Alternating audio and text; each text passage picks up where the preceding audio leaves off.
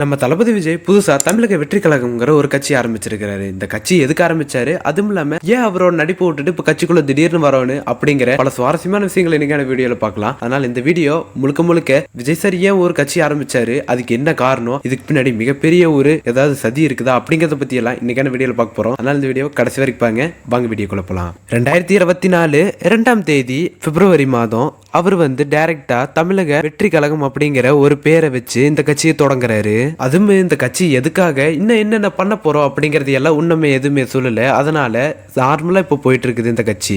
இதெல்லாம் இருந்தாலுமே நம்ம விஜய் சார் அதாவது நம்ம தளபதி ஊழலை ஒழிப்பதற்காகவும் அது மட்டும் இல்லாம தமிழக வளர்ச்சிக்காக நான் நிறையவே பாடுபடுவோம் அப்படின்னு சொல்லி அவரோட கருத்தை முன் வச்சிருக்கிறாரு.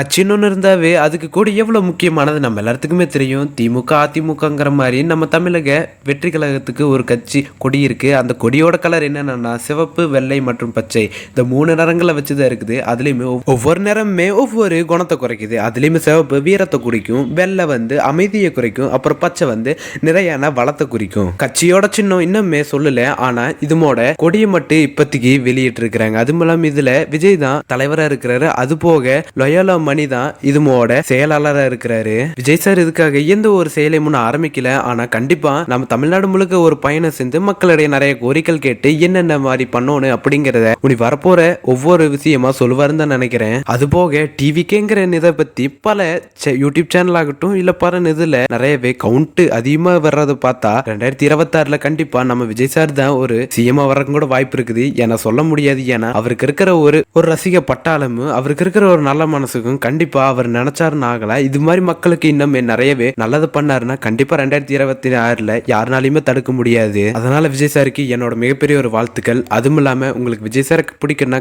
மறக்காம இந்த வீடியோக்கு ஒரு லைக் பண்ணிருங்க. அப்புறம் வேற யாராச்சும் உங்களோட ஃப்ரெண்ட்ஸ் தளபதி ஃபேன்ஸா இருந்தாங்கன்னா அவங்களுக்கு இந்த வீடியோ ஷேர் பண்ணி விட்டுருங்க. அப்புறம் இந்த மாதிரி நிறைய அப்டேட்டுக்கு நம்ம சேனலுக்கு சப்ஸ்கிரைப் பண்ணிக்கங்க.